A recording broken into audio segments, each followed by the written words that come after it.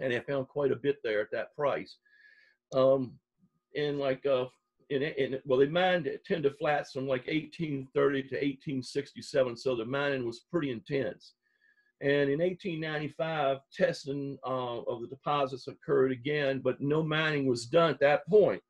And in 1907, a mine engineer came around here, and his name was Colonel Thomas R. Marshall, and he prepared a report, and he described the gold, the overburden like being 2 feet on the south side of the Contrary Creek area was 2 feet deep, and it was a foot deep on the north side of the Contrary Creek.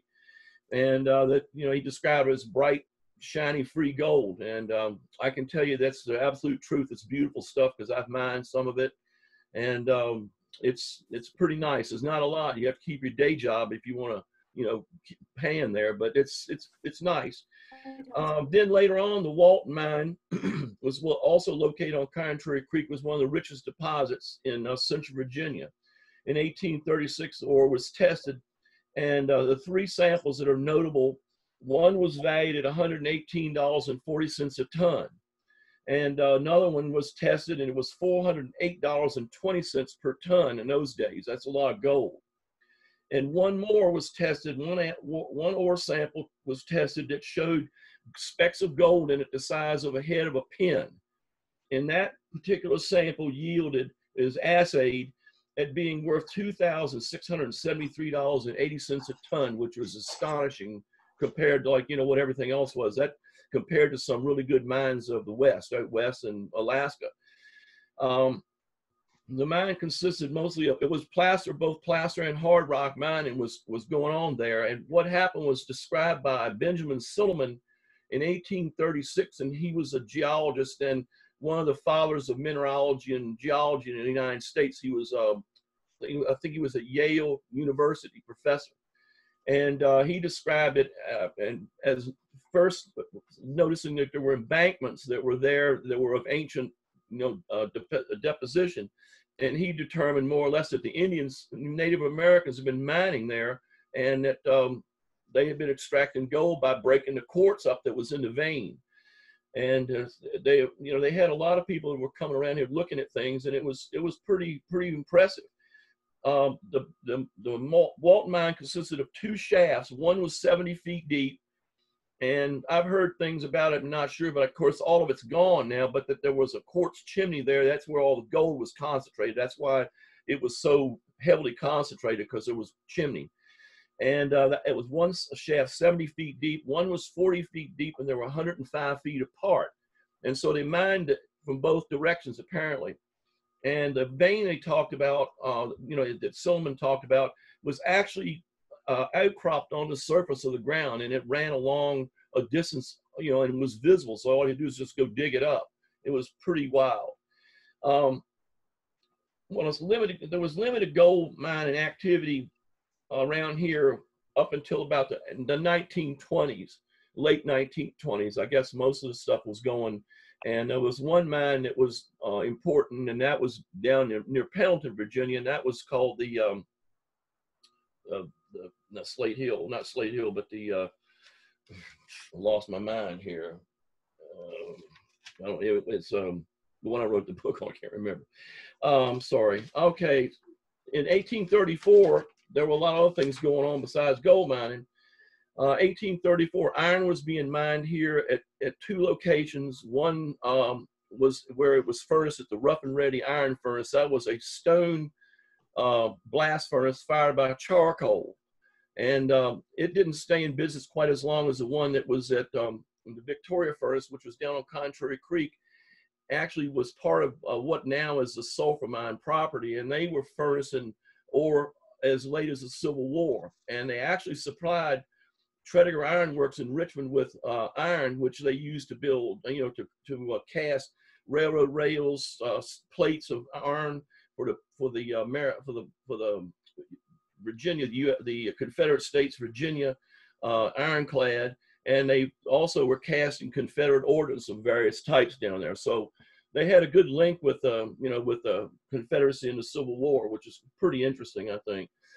And the Victoria Furnace was a round round brick structure. It had 2 courses of brick, and it was glazed on the inside, and you used salt to glaze the inside of the furnace so the slag and the iron would not stick to it.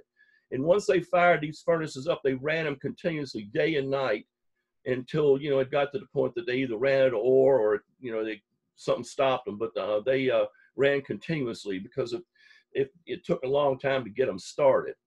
So the Arminius mine was, you know, that piece down there, it pretty much was Pyrite mine, and that started a little later on.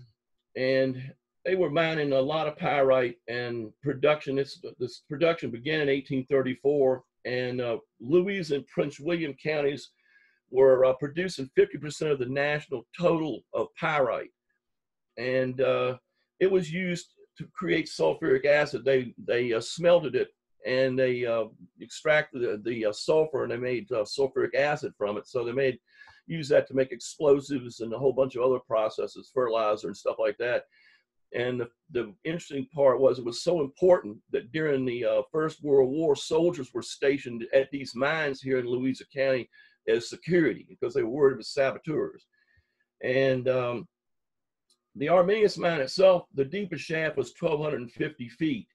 And they mined about 2 million tons of sulfur, of pyrite in those days. And in those days, pyrite was $3.77 a ton. So they made quite a bit of money. It was a very profitable enterprise. And they had 6 shafts at the Arminius mine. The sulfur mine near 522 in the Contrary Creek Bridge, probably a lot of y'all know where it is, they worked from 8 shafts, and the deepest one they had was 720 feet.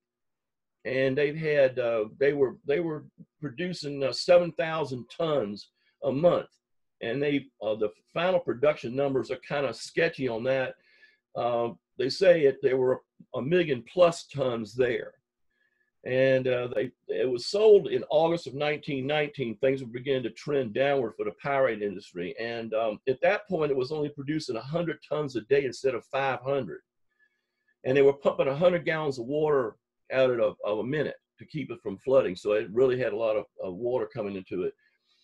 And the production, which is really, really wild, was coming from what was left as pillars to hold up the roof of the mine. So, you know, that's what was supposed to support the roof of the mine, and they were extracting it to make, you know, I guess, a last ditch effort to make money.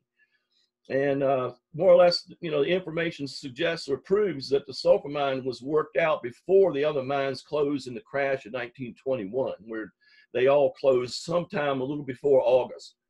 I've not been able to get a real solid date on it, but that's more or less, it was sometime before August based on letters I have. And the pyrites and mine, the mines here at Mineral were referred to by a geologist, a USGS geologist, as perhaps being the most famous mines in the state of Virginia. And his name was Robert S. Young.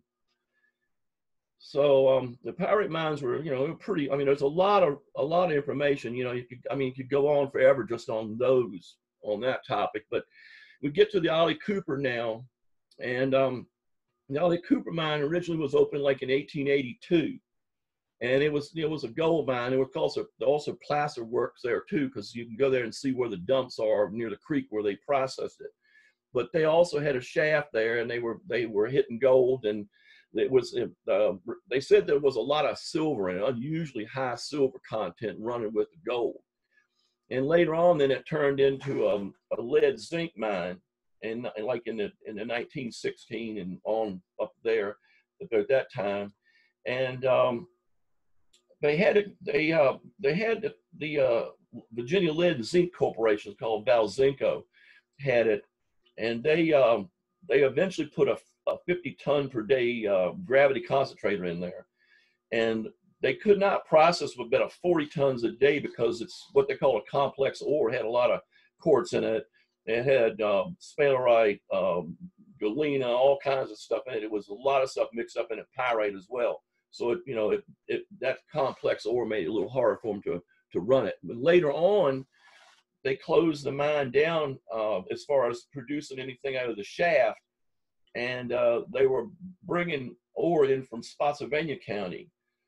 from the sister mine up there, and they were processing it in the mine plant here at Mineral or out on 522.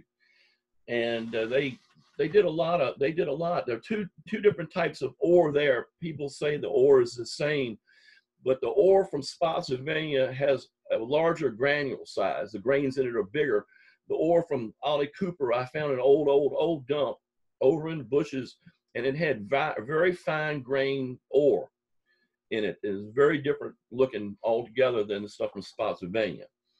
And that kind of brings us to the Valcooper mine, and it was 382 feet deep, the shaft, and it was worked from 6 levels. And there were a lot of winces and raises and, you know, side chutes and stuff like that. And they mined it a lot. And there was a place that I was collecting over kind of toward a hill. And right after, you know, before we had the earthquake, and after we had the earthquake, I went over there and looked, and there was quite a large depression in the ground. It was full of water where I'd been digging. So apparently what had happened, it caused a cave in one of the stopes, and it, you know, you had like, you know, probably a little drop down through there. I wasn't interested in trying to find it out. But anyway, that brings us kind of to the minerals that are found there. Found quite a few. I'm going to try to get my screen up here. Let's see what I can do here. Where is this? Here we go. Okay.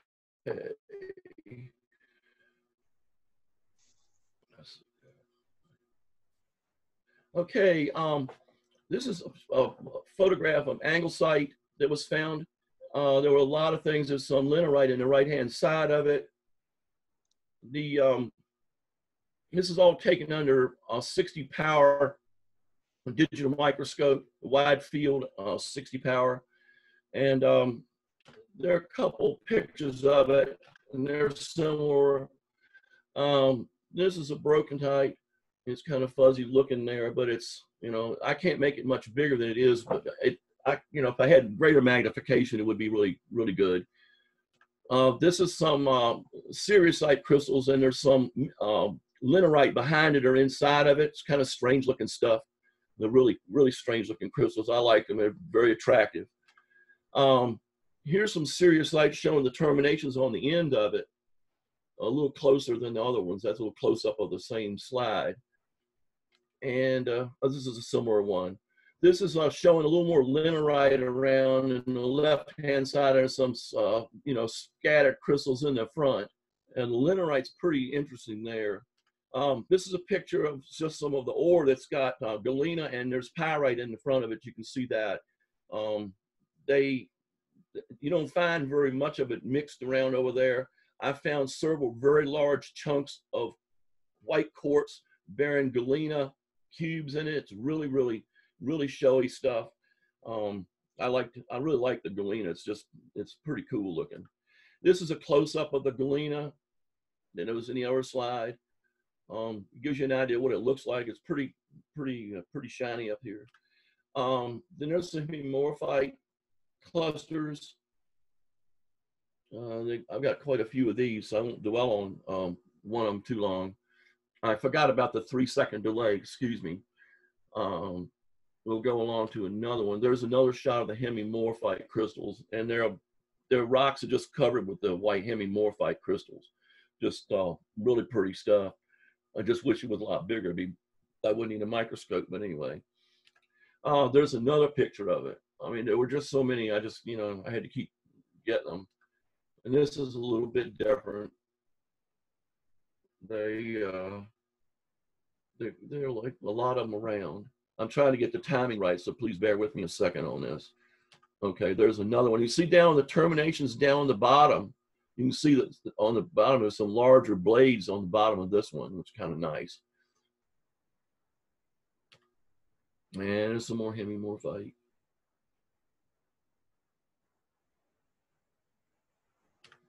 There's another piece of it.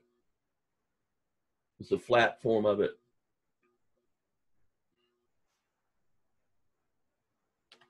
There's another one. I'm probably going to skip over a couple of these.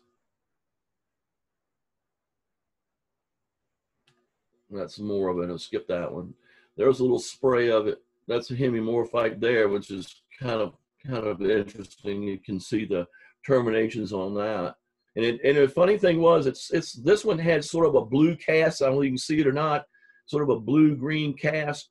And so I guess it, was getting mixed up with something else, but it's really, really, really pretty under just microscope. I don't think this picture does it justice, but it's, it's what I could get.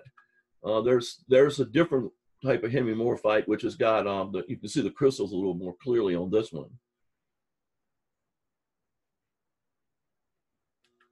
There's another one. I'll skip that. Now, this one that's coming up now, you might see in a couple seconds, is a linerite crystal cluster. I call it the medallion because it really is pretty.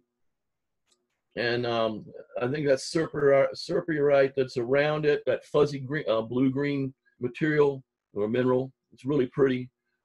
It's a very, very nice sample. I like that one. It's my favorite. And this is a picture of the linerite and the cerussite mixed all together. It's all growing on each other, and it's pretty wild. I wish the pictures were a little better. There are some crystals of the linerite there and serpyrite. Those are really, you can see the crystals real clearly there. And okay, this is some more linerite sprays. You can't really see them.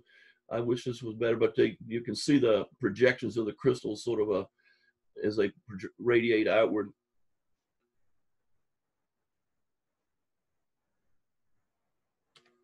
And this is another picture of linerite. And these are really nice crystals. I get that sample sitting around there somewhere close at hand. I can't figure out where it is. And there's some more. That's that's sort of a coating. But if you look at these under I have another lens I can put on here, and you can actually see the crystals on there. That's just really a little smaller than I can get on the wide field. And there's another shot of some more linerite. And I've got some pictures coming up, I hope, that show linerite with what I still think is rosacite.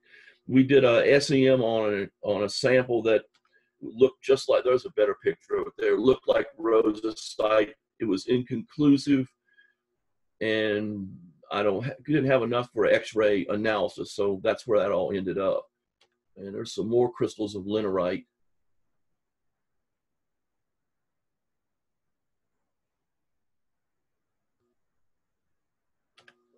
Okay, I'm going to skip that one. There's another picture of the medallion. You saw that already. I won't dwell on that too long.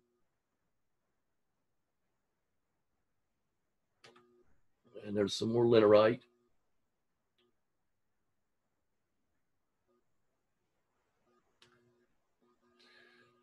It's kind of a collection of crystals there, and then serpyrite. There's a lot of that. I found several big chunks of rock, and it was really full of it. It was all over the place, and you open it up, and it was just this beautiful blue-green and all over inside of it. Really attractive.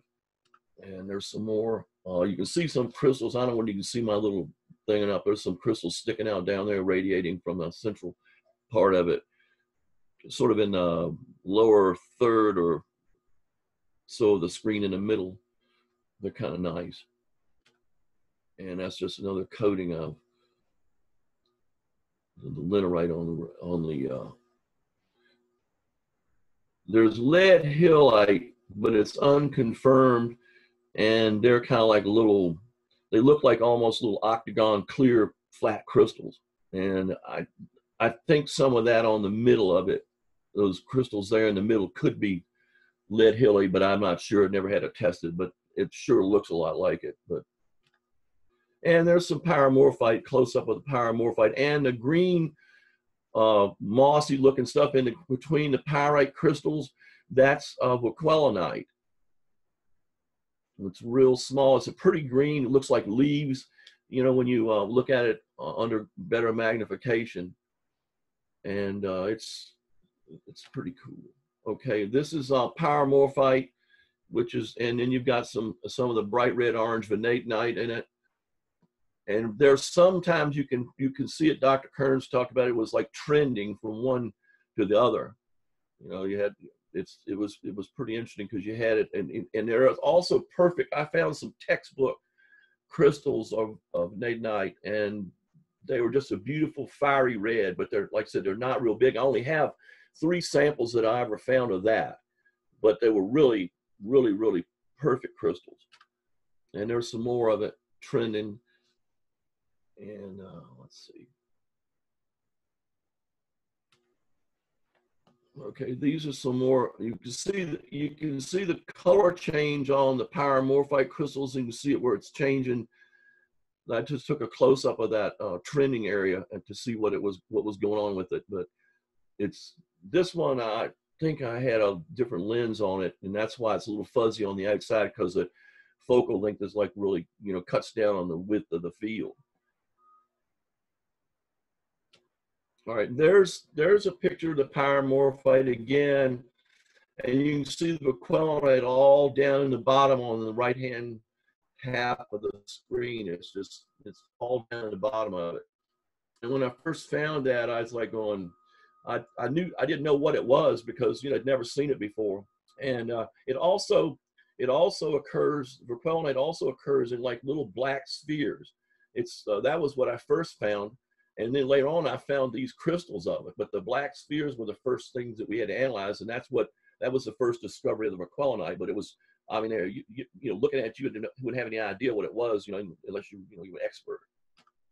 Now this picture has got Wulfenite, Wulfenite, and pyromorphite all in one picture. You can see the little crystals, one up toward the left-hand top, one down toward the right hand, kind of diagonally from one another.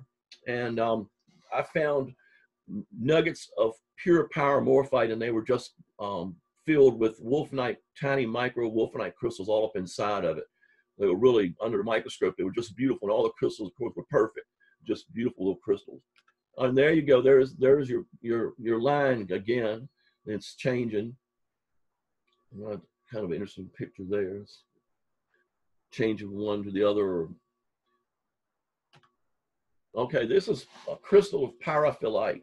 That was one of the first new ones to the county I'd found, and that's a crystal of it.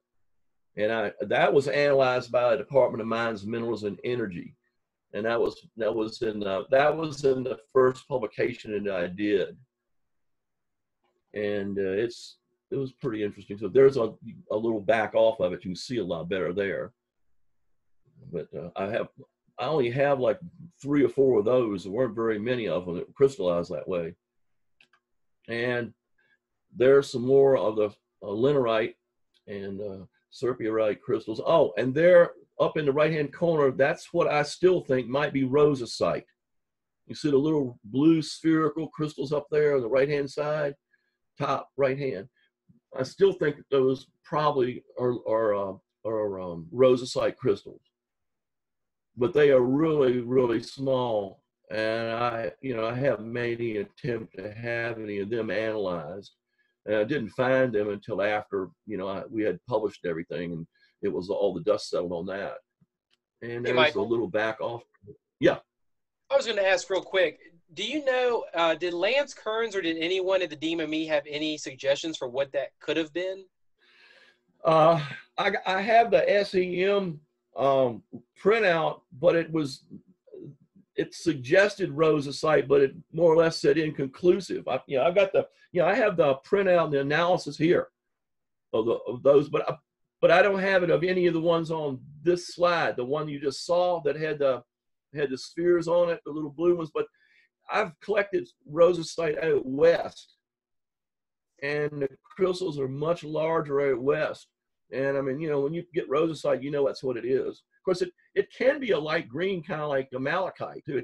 It can trend into that. But the robin's egg blue is usually everywhere I've gone and what I've collected. That's what it turned out to be, is rosacite. But I mean, that would be another mineral new to the state if Sure. you know, I could get confirmation. But I guess that's the problem, right? Getting the confirmation. Absolutely, absolutely. So, like I said, they're so small. I just hadn't, you know, hadn't really worried about it too much. Okay, this is some more. You know, this has got this so the same thing as linerite, and it's a close up of the serpentine, and it didn't exactly come out. The resolution is not as good on here. Oh, there's some more. See that there's a serpentine and the spherical crystals all around there. So that's a decent picture there. You can see the radiating blades on that. It's kind of nice. And there's another linerite. I think we saw that before. I won't stay on this longer because I think this is a repeat. Okay, there's a bunch more linerite and all the serpentine, and there's a lot of stuff going on there.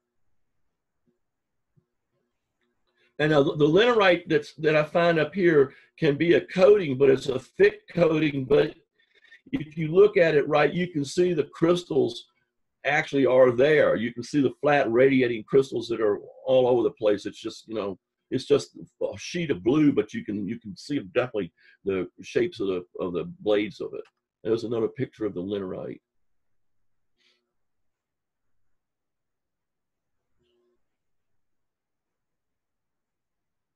And you can see some of what I still think could be rosacite in that one.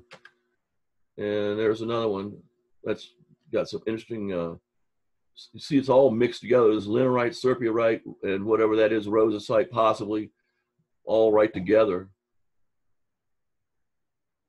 And the bad news is this place is just, you know, I can't get in there. I haven't been able to get in there for some years now. This is another shot of the side of that. And more clearly, you can see the little blue spheres. But that's turned into a housing development. And they actually have put roads in there now. So it's gone, unfortunately. It's gotten to the point now that I used to be able to go collecting or, you know, everywhere around here. I had written permission.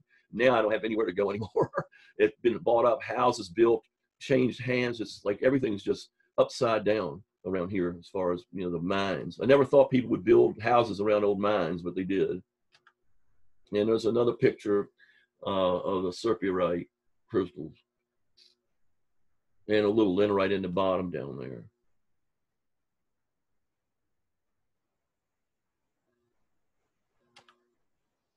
And that's kind of interesting because you can see the clusters of the serpentine and linerite and all that. That's, you know, each piece of that material had so many opportunities to take a picture. I couldn't resist.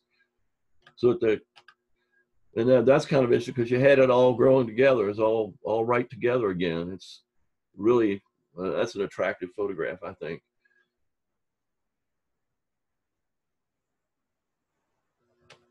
And we'll skip this one and go to that one. Again, the same thing, just a different location, different crystals. Okay, now we come to pyromorphite again and Wulfenite and Victorianite all in the same piece of matrix.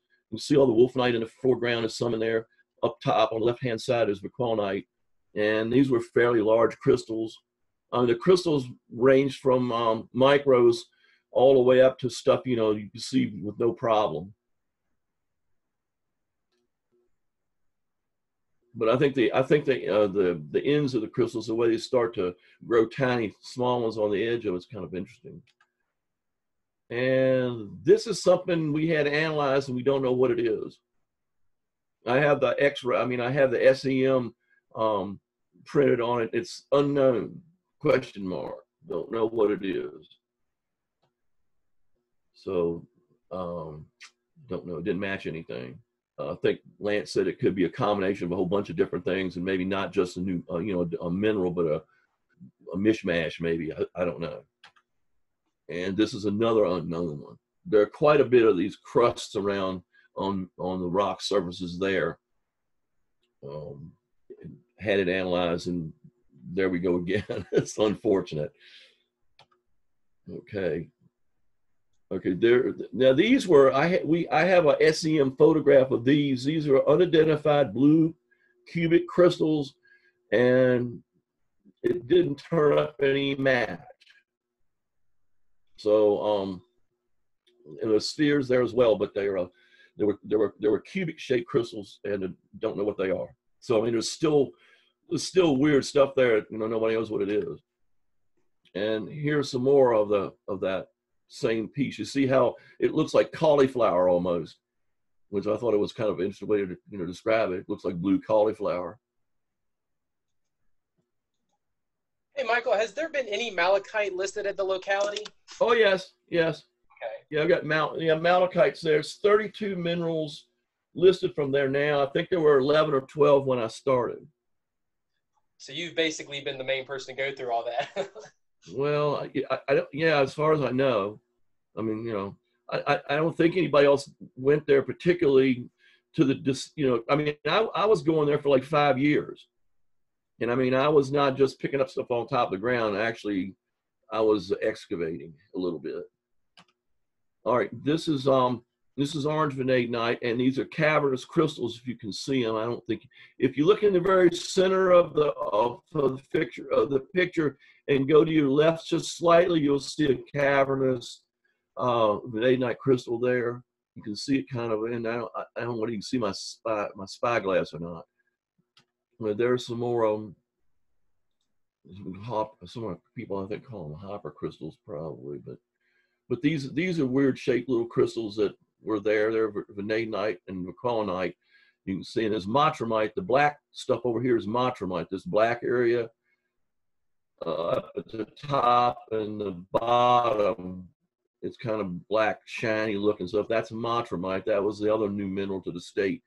And then you go to the edge, you know, kind of toward the left-hand side, straight down, and you'll see wulfenite there.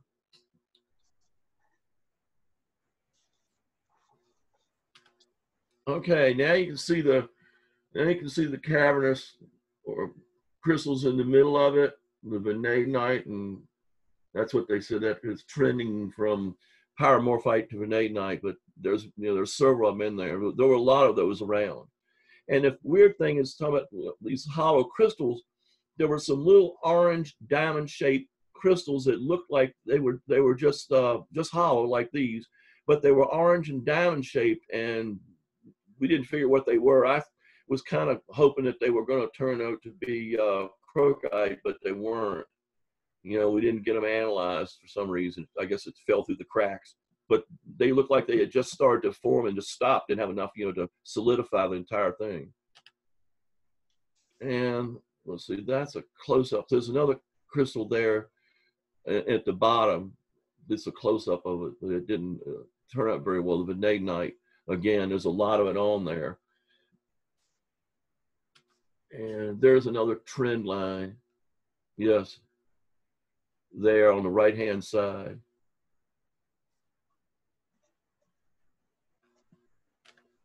And there's some more of the crystals. There's matramite on the black. It's sort of around and about it, and you have the vanadinite inside of it. And you can see the openings in the top of the crystals from this picture.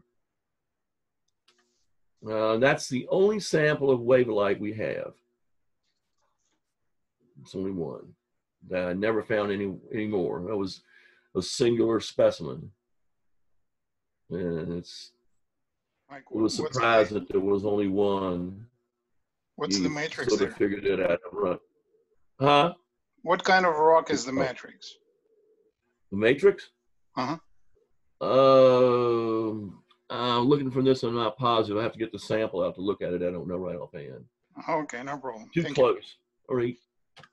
Okay, there's some wulfenite crystals, little pyromorphite, little spray in the middle of it, and then some bigger crystals in the middle. And as you can see, the wulfenite crystals are they're shaped several different types. You have modified ones and new square ones. And there's a close-up of one that was really interesting. There are two crystals. One slid inside the other. And that's, you know, that's pyromorphite around it, but it's kind of like the strangest one I had. Hey, Michael. Yep. Was there any look at, because one thing I was just noticing is a lot of the specimens that you're showing have a lot of similarities to the Blanchard mine out in New Mexico, minus the fluorite and stuff. But I was just wondering if there was ever any discussions, because especially with the Rosa site, very similar in some of the matrix pieces, and seeing the Linerite and its association with malachite and then the galena and stuff like that, and the inclusite. Yeah, it's funny you mention that because I have a lot of Blanchard material, and I used to go there, and I thought the same thing. But you know, back then when I thought that, then it slid into my mind, and I haven't considered it since. But yeah, I think you're right. There are great similarities in what's there.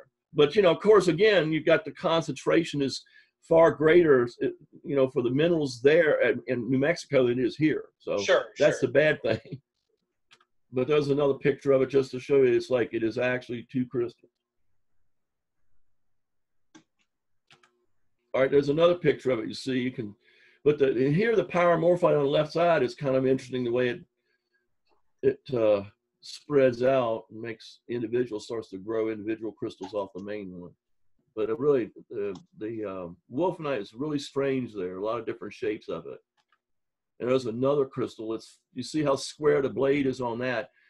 And the square blades are kind of like, except this is orange, and the San Francisco mine, Wulfenite's, you know, yellow, but this is square like that mine, just the wrong color. But I mean, you know, it's just orange instead of yellow. But they look like, these you can see almost all the way through them too. They're almost, you know, glassy-like, but not totally clear, but close. And there's a whole bunch more of it. There you have pyromorphite, Wulfenite, Vicquilinite, and Montramite all in the same specimen.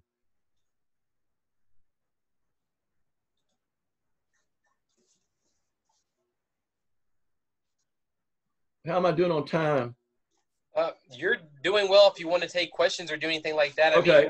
Yeah, I'm almost to the end. This is something that's I didn't have it tested. I'm not sure it's pyromorphite or mimetite. I'm not positive. I'm sure somebody out there might be able to say for sure, but we didn't have it tested because actually, I don't think I found it till after. Like I said, this was one of the things because I kept going after we published, and I just never got around to doing anything else with it. And there's another one. There's a side view of it. I took a number of pictures because, you know, to see what was going on with it. I sort of was thinking it's probably pyromorphite, but there's and see now there's this blue mineral up on the side over here. I'm not sure what that is either. That was why I took that photograph. And there's another little dot down the bottom of it, but I think that's the end of it. All right. What I want to do is try to do this. I've got several more pictures for you, though. Could that blue mineral be linerite, maybe? Okay. Let's see. All right. Can you see this picture I've got up now? Yes. We see the screen you have up. It's upside down. I thought it was straight up and down. I'm sorry. That's SEM photograph of Vicquilinite. We're not getting anything right now. Not. Ooh. Let me see. Let me try something else. Get this out of the way. Okay. Okay. Just a second. Okay, here we go. Oh, rats.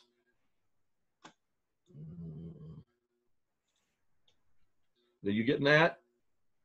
No, you're going to have to try that again. All right. Get this off. Can you see that one? No, you're not screen sharing anymore. You're going to have to go back. Oh, I thought I had it. Okay, all right. Oh, I see. All right. Well, okay, wait a minute. I'm going to try to get back to it.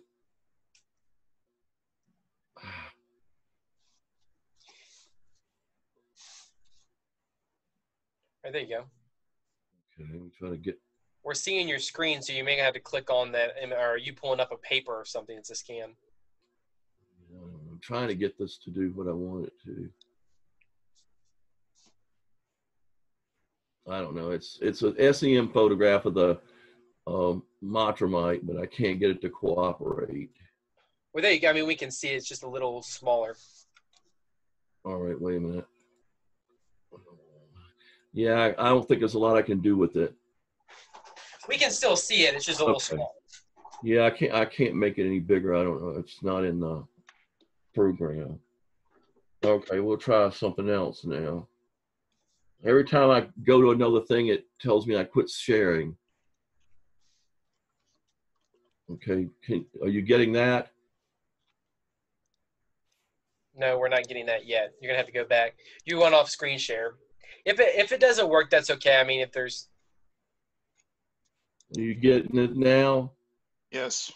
Yes, we got it now. Yep. Okay, that's a SEM photograph of the quelonite. That's what it looks like really close up. I'm sorry it's upside down. I thought I had turned it the other way. We can fix that. There. You can see it better now?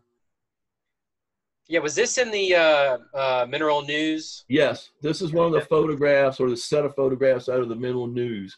It was also published in Rocks and Minerals. There was a page or so on it. And one of these, or two of these photographs, no, let's see. There were two Pyromorphite photographs and the Matramite, I think, was in there. And that was Rocks and Minerals, May of 2007, volume 50, number 2. Yeah, I was going to send some links. I have my screen up, so I can't send the links, but I do have, for anyone who's interested, I mean, we can send some links to those, to the Mineral News, which of course that's a subscription, but there is the Valcooper Mine Revisited, which would also be really great. And if you want to, maybe Michael can send me those photos and I can send them out to those who are interested. Well, I had it on there. Okay, so there you got, but more or less, that's basically it. I don't have anything else in pictures or whatever, but you can get more information if you want it. I have a website that's, if you type in to Google mining history of Louisa County, it'll come up. There's something on all the mines here. The website mainly has a background of blue. There are a lot of photographs. A lot more information on them. You know, there's, like I said, there's so much that I wouldn't be able to, you know, take too long and people would go to sleep. So I think that'll work. And then you've got the Rocks and Minerals let's see, Rocks and Minerals, November, December of 2010 has SEM photograph. And the Virginia Minerals is May of 2007, volume 50, number 2. You can get that online. That's out there too. So, thank you, Lynn, for sharing that. Now, Michael, talk a little bit about, because I know one of the things that's really interesting is that the new minerals and all the stuff that was done, that was only around the 2000s. Yeah. So well, yeah, my screen did something weird anyway. I started going over to the mine, this particular one, in 2003, I think, 2002 or 3. And that's when I first found the Pyromorphite, Pyrophyllite, and the Wulfenite.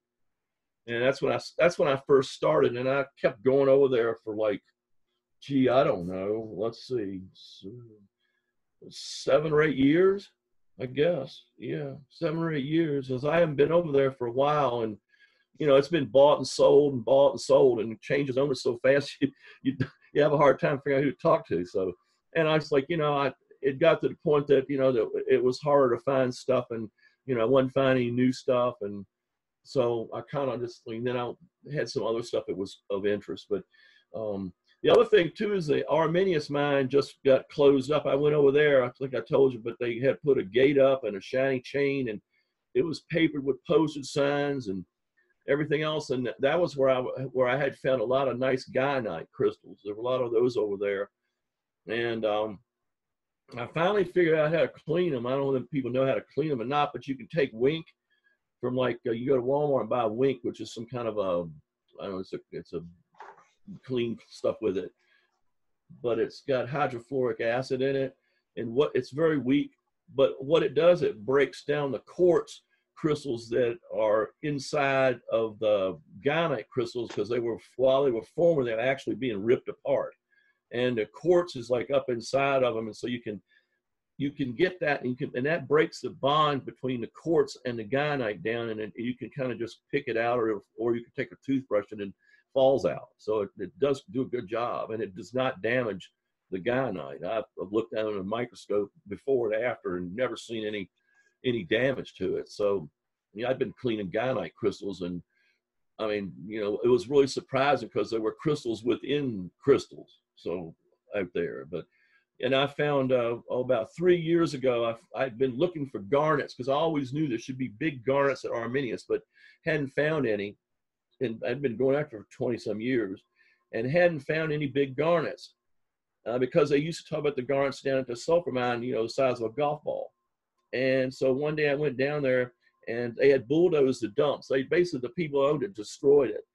And of course, it helped me because I walked down there one day and there was a garnet 1.5 inches in diameter laying on top of the ground. It was perfect. And so then I went back down about a year later, and I found a piece of this yellow-looking schist. And I looked at it, and I flipped it up on the side of my hand and looked, and there was 1.25 inches garnet sitting in the corner of that. So I was like, well, I always knew they were here, but those were the only 2 really big whopping garnets I'd ever found at Arminius. So there, keep going there. If I could keep going there, I'd probably find something else interesting. But anyway, that's my program. So any more questions or anything? Michael, if you want to, you can stop the screen share now if you want. Okay. I did, didn't I? No, I got it. Perfect. Thank you. Are there any questions or anyone want to talk about that real quick? I do. For those who are interested, hold on one second. I am